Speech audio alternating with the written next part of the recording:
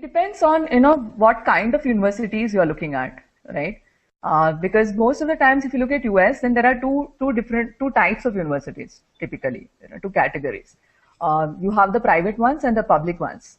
Now, if you were to look at the private ones, these are on the costlier side, okay?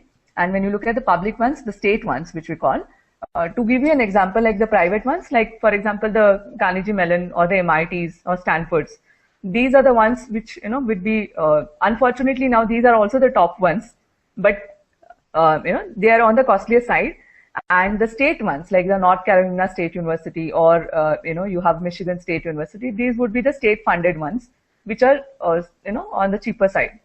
Okay, so we are looking at an approximate cost of anywhere between, 25, around 25 lakhs is what we are looking at for, the cost of tuition as such, maximum, I would say.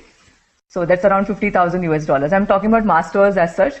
PhD, again, it will get multiplied into 5 years, but most of the PhD degrees would come funded. So they would get some kind of stipend.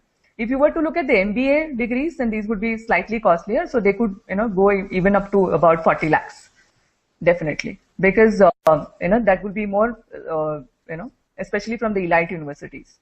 But then again, there's one point that I want to make here is basically, it does not mean that the private universities are bad. Like I said, if you look at it coincidentally or not, most of the private universities are the good ones. The top ranking ones are the private universities.